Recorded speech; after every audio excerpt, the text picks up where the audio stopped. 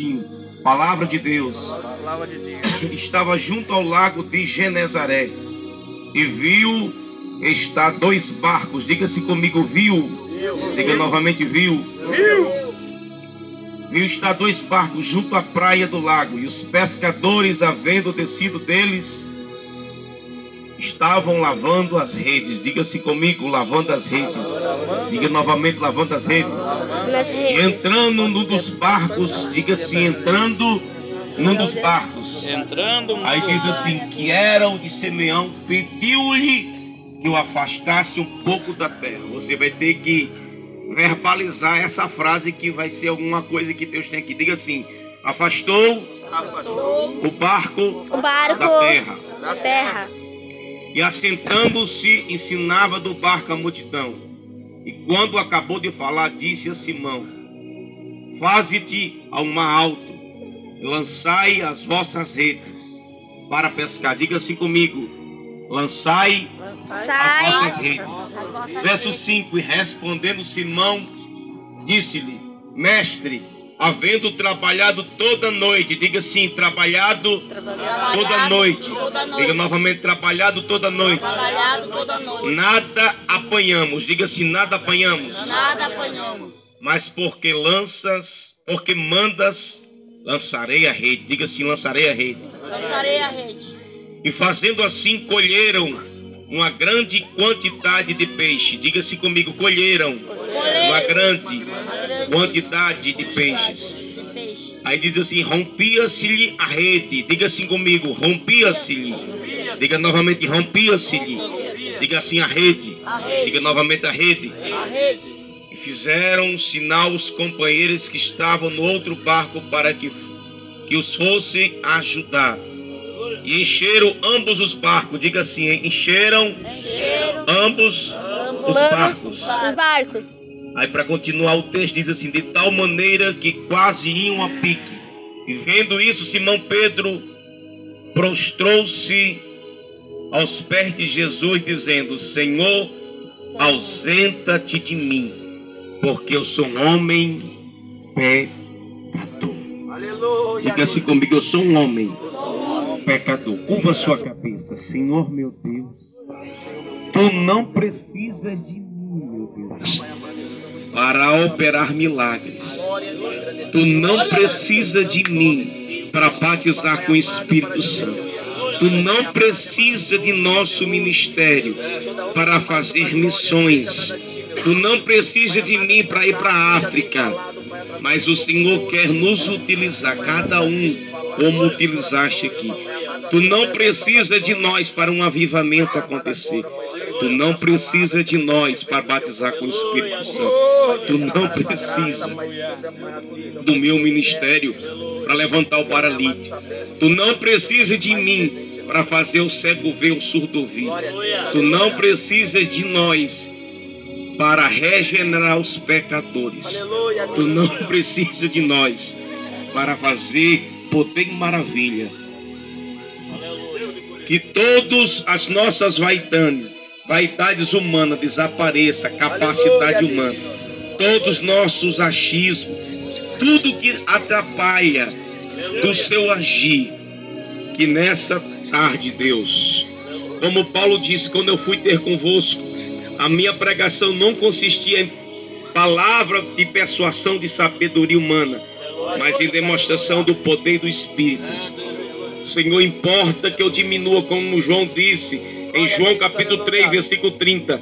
Importa que eu diminua e que tu cresça. Que eu desapareça, que o Senhor apareça. O Senhor é estrela que brilha e sempre vai brilhar. Quem pensa que alguma coisa não é nada, como disse Abraão orando: Senhor, nós somos pó e cinza. Eu reconheço minha dependência, que eu sou pó e cinza. Como disse o profeta Isaías, que nós somos caco entre os cacos de barro. Acaso pode dizer o caco, o barro, ao oleiro que fazes?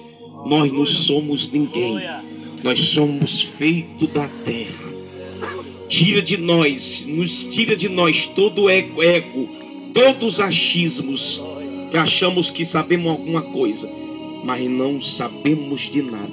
Sempre que eu subo uma tribuna, tu sabes que eu dependo total de ti. Me ajuda, se tu me dá graça.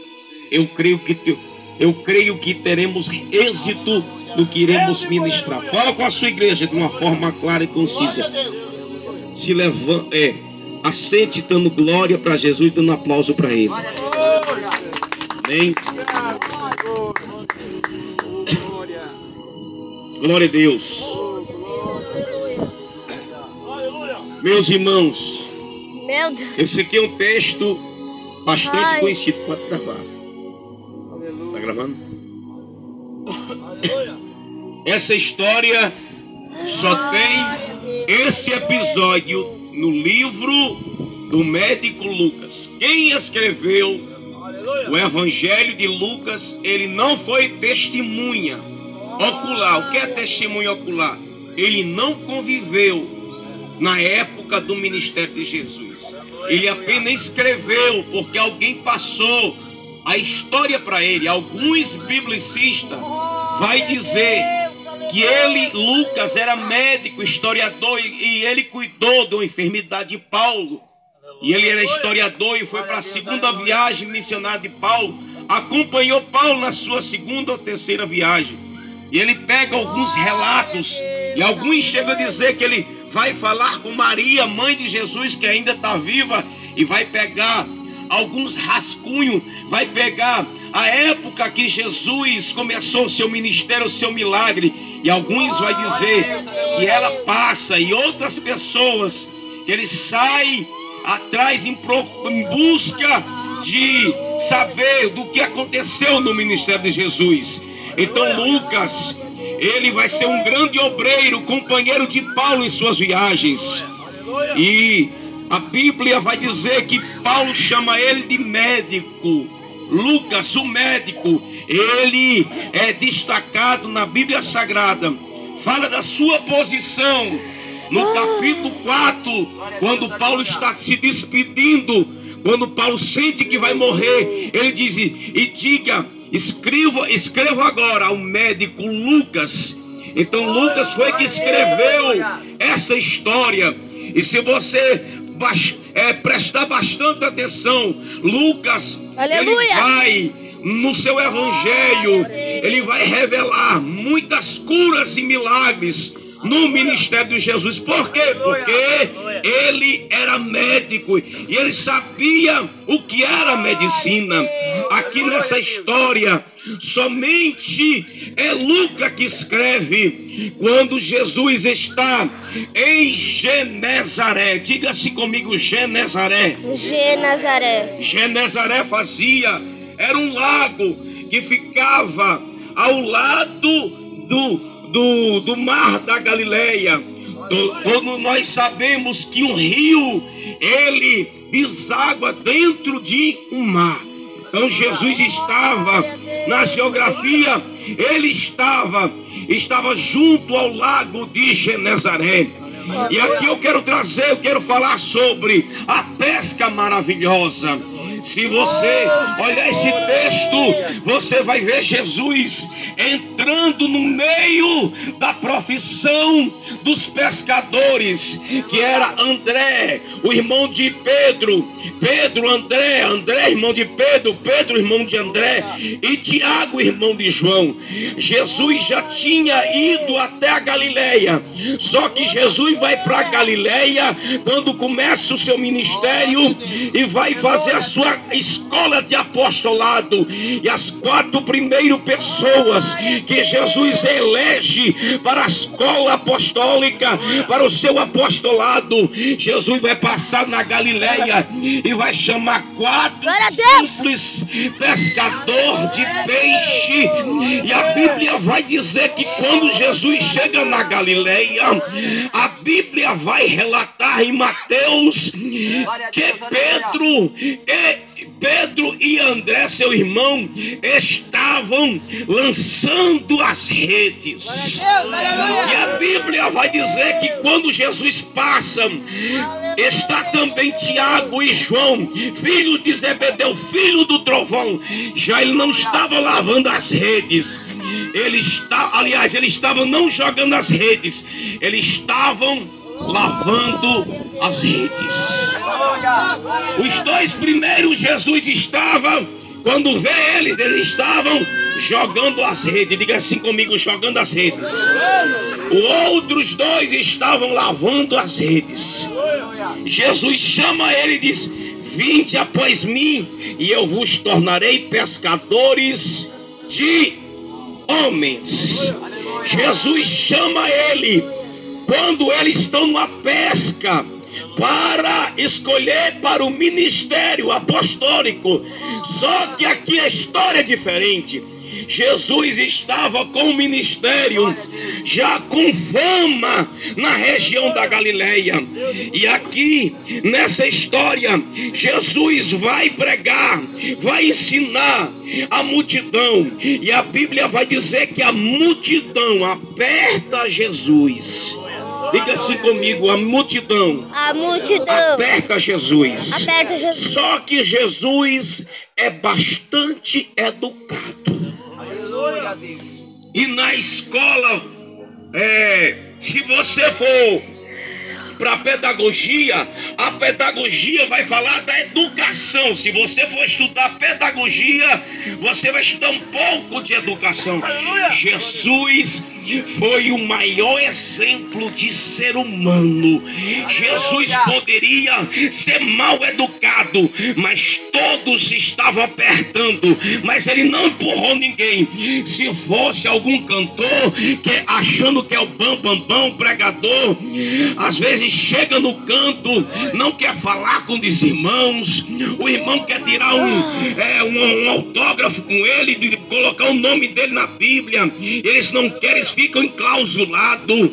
Às vezes as pessoas tentam buscar as pessoas famosas, o estrela, artista, e fica correndo atrás das pessoas, dos artistas, dos atores, cantores, feito um bando de besta, e eles ficam querendo se esconder.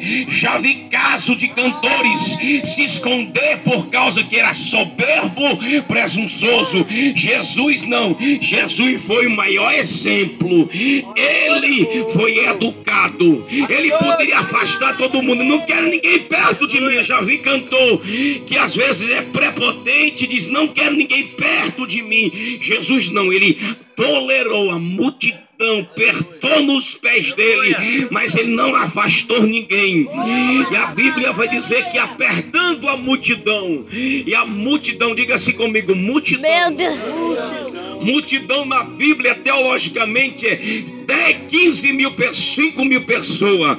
Quando a Bíblia diz 5 mil pessoas, é porque tinha esposa, é porque tinha um filho. Então mais ou menos teologicamente 5 mil pessoas estavam ouvindo o ensino de Jesus, a palavra de Deus. E a primeira lição que eu quero falar aqui, a Bíblia vai dizer que a multidão para ouvir a palavra de Deus. Diga assim: ouvir a palavra de Deus.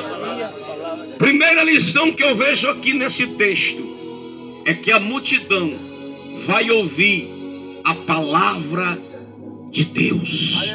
Todo mundo quer ouvir.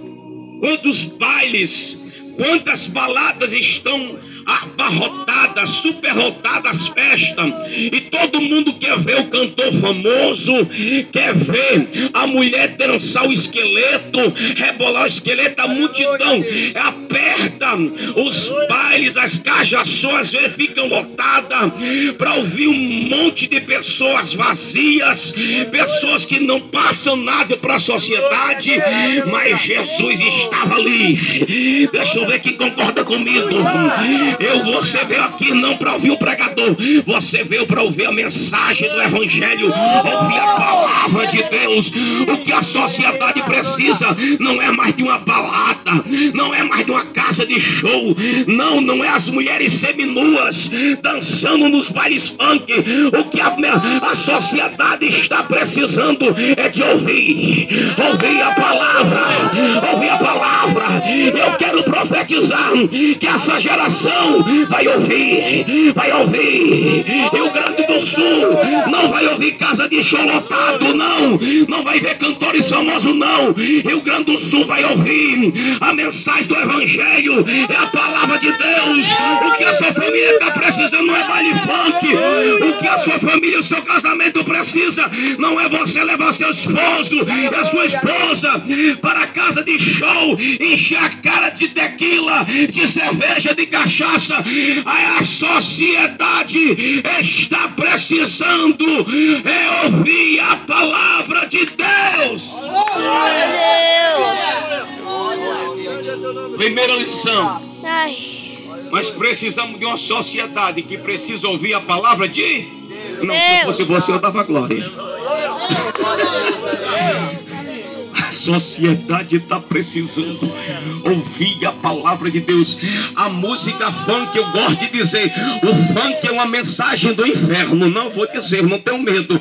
O funk tem uma mensagem que faz apologia à droga, faz apologia ao crime, e um monte de pessoas escutando a dor em nosso coração. E eu quero profetizar que os bailes funk vai fechar e a música funk vai acabar no Brasil. Quem concorda que vai acontecer isso? O que a sociedade está precisando não é filósofo, não é pessoas intelectuais, não é mensagem de políticos com mentira. Eu gosto muito do presidente Jair Bolsonaro, mas não é. A sociedade não está precisando, não é mais de um sermão, de um discurso de um político. A sociedade está precisando de ouvir a palavra de Deus. Não, se eu vou dizer de novo, se você dava glória, ouvir a palavra de Deus. Diga para a tua família, você está precisando de ouvir. Diga para o teu esposo, você precisa ouvir a palavra de Deus. Diga para o seu sobrinho, você precisa ouvir a palavra de Deus. Diga para a sua família, você precisa ouvir a palavra de Deus. Diga para o seu patrão, você precisa não é levar sua esposa para as festas e balada. Vocês precisam ouvir a palavra de Deus. É Deus. Glória a Deus.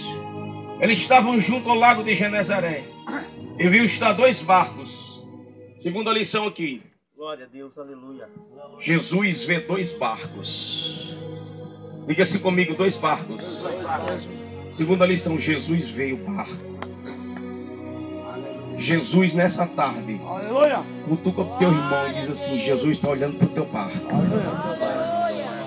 Jesus está olhando para o teu barco. Quer dizer, Jesus está vendo, Ele conhece os seus caminhos. Barco aqui na Bíblia está falando de vida. Jesus está olhando para os barcos aqui. Deixa eu ver quem concorda comigo. Jesus está olhando para o teu barco. Jesus está olhando, não, eu vou dizer de novo. Jesus está olhando para o teu barco. Você não está desapercebido. Pregador, ninguém me vê. Será que o meu marido não vê? Será que o meu patrão não vê? Ninguém na minha sociedade lembra-se de mim. Ninguém me vê. O pastor não me vê. A igreja não me vê. Eu quero dizer, afirmar categoricamente que Jesus vê você. Jesus conhece o seu caminho. Ele sabe onde que você está. Você pode não ser visto pelos homens, mas Jesus está olhando para o teu barco. Conta com o teu irmão assim e diga: Jesus está olhando para o teu barco. Se Ele está olhando para o teu barco, Deus toma a minha vida para dizer: eu estou olhando os teus caminhos, eu conheço o teu barco. Os homens não olham para você, não conhecem o teu barco, mas meus olhos estão fitados no teu barco. Jesus está olhando para o teu barco. Deixa assim, quem concorda comigo? Jesus está olhando para o teu barco. Mas meu barco não é bonito, meu barquinho, mas Ele está olhando. o porte de cada um. Jesus não olha para a aparência. E a primeira coisa que eu vejo aqui, Jesus, ele tem visão. Diga assim, Jesus tem visão. Jesus tem visão. Do barco. Do barco.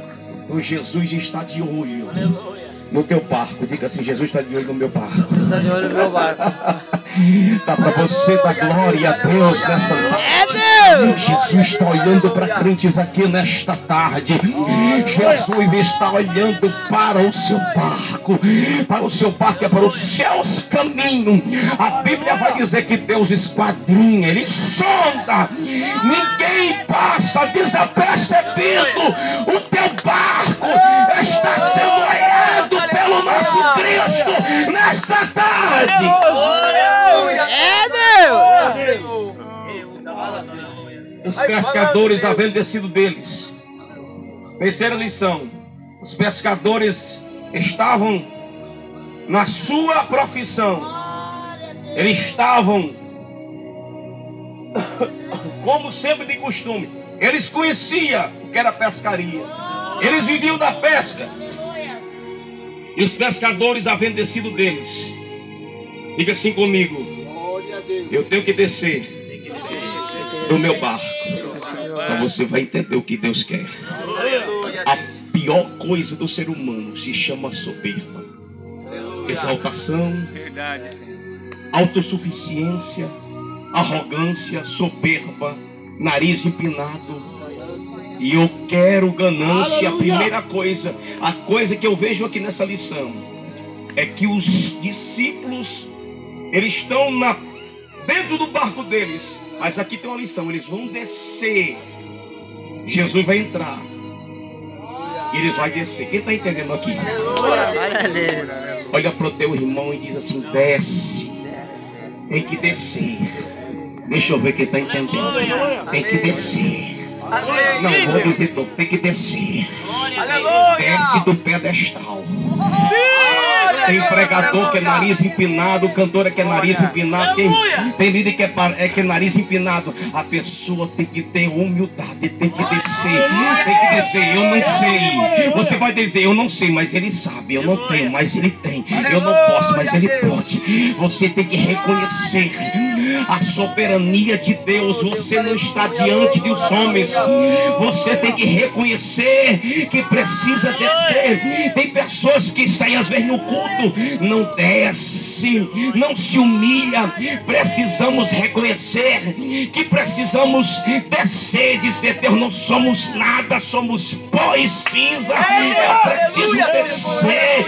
E deixa eu ver quem vai descer do barco hoje. Cutuca o teu irmão e diz assim: desce do pedestal hoje. Desce, desce. Se você quer ver Jesus manifestar sua glória, se você quer que Deus te abençoe, todo mundo quer ser abençoado, mas não quer deixar o ego tem que ser arrancado. Você tem que descer, descer, descer. É Deus! Aleluia, Deus! Eles estavam lavando as redes. Aleluia! Desce do barco, diga assim: desce do barco. Desce do barco. Olha para o teu irmão: desce do teu barco. Desce do barco. Desce. Aleluia, Deus! Devagarzinho aqui. Glória a Deus, aleluia! Quarta lição: estavam lavando as Redes. Estavam lavando as redes, porque os pescadores, pastor Fernando, como eles viviam da pesca, as redes iam para o fundo do mar e trazia muitos monturos, muitas coisas que ficavam enganchadas nas redes. Alguns entulhos ficavam como se fosse lodo. A gente chama lodo no Nordeste, lodo, alguma sujeira, alguns entulhos do fundo do mar. Então, quem vive da pesca, talvez o pastor Pedro viveu da pesca, não sei, eles têm um tempo que vai ter que lavar as redes. Você está entendendo já? Aleluia! Olha para teu irmão e diz assim: lava as tuas redes. Aqui está falando de pureza. Aleluia, Deus! Deus quer operar maravilha na vida do ministério, mas o problema é porque as redes estão sujas. suja. Tem igreja com obreiros que está com a rede suja. Mas eu estou profetizando nessa tarde. Levanta as mãos assim. Que nessa tarde você vai lavar rede. Mas rede literalmente não. É uma ilustração. É uma rede que você precisa lavar. Alguma coisa que impede Deus agir na sua vida, no seu casamento. É uma rede. Lava hoje, nessa tarde. É tarde de lavar as redes. Mas pregador, que rede?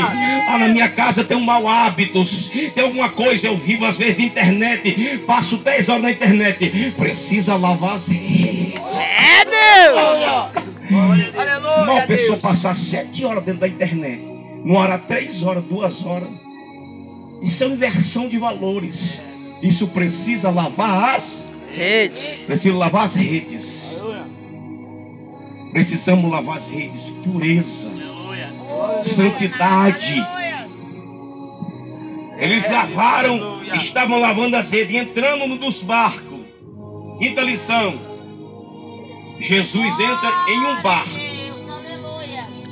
Diga assim: Jesus entra no barco. Jesus entra no barco. Deixa eu ver aqui qual é o barco que vai deixar Jesus entrar. Não, eu vou ter que dar glória. Para esperar um glória de vocês. É Deus! Todo mundo entra no teu barco. O teu marido, os vizinhos para fofocar. Todo mundo, seu patrão, lá na sua, onde você trabalha, na fábrica. Todo mundo quer entrar. O político entra, o vereador, o advogado, entra a sua irmã. Todo mundo quer entrar no seu barco para dar. Ah, Senhor, aleluia. Para mandar na sua vida. Mas eu quero perguntar: todo mundo entra no seu barco, mas Jesus, Ele entra no teu barco? Você deixa Jesus entrar no teu barco? Deixa eu ver quem concorda comigo. Oh, glória a Deus, aleluia! Jesus, tem crente aqui que o barco está sem Jesus.